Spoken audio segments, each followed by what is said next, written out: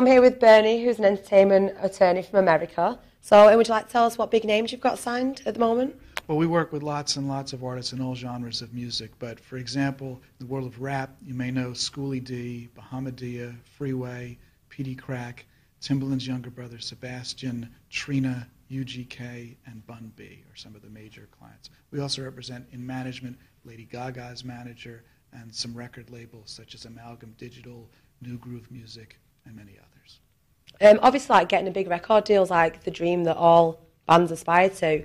When they come to like negotiating these deals, are there any like pitfalls that they should be looking out for to make sure that they don't get ripped off in the future financially? I think you have to have a lawyer and a manager and an accountant in order to properly do any record deal. Just because it's the music business doesn't mean that it's not business. And what that means is, for example, you wouldn't buy a home if you weren't sure whether the roof leaked. Similarly, you need experts to explain to you whether this deal financially makes sense for you short-term and long-term.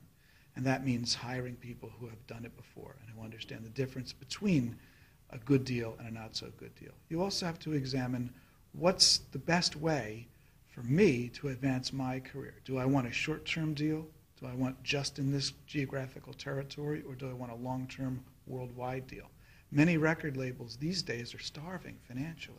So they're trying to grab at all the different income streams that they can get. So we hear about these multiple rights or 360 deals where record companies are trying to also be your merchandiser, your t-shirt company, your music publisher, and your touring company. Well, my attitude is that I don't care how big the record company is. If they don't have a merchandise department, why would I sign my clients' rights to them? So if you have to make sure that the deal makes sense for your artist at that time based on where you are and where you'd like to be. When people like Lady Gaga, obviously a few years ago, nobody had even heard of her, and now she's gone absolutely massive. How do they actually cope mentally with situations like that, going from so small to like huge gigs? Some people are born into it. They're ready for the big time, and they envision themselves very, very huge, and it just takes the rest of the world to figure that out.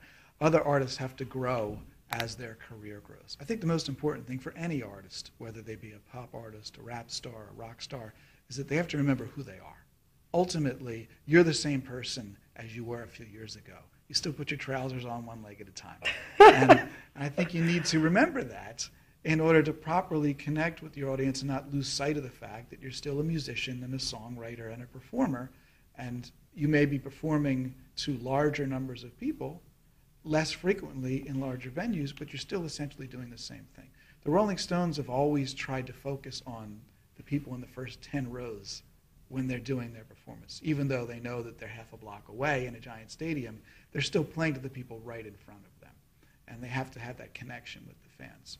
Many times a group, we're in Liverpool, a group like the Beatles got so big that they couldn't even play concerts or walk the streets. They were mobbed everywhere they went. You have to find a way to keep a sense of normalcy about your life. And if that means living the same routine that you used to live, so be it. Cheers. Thank you very much, Bernard.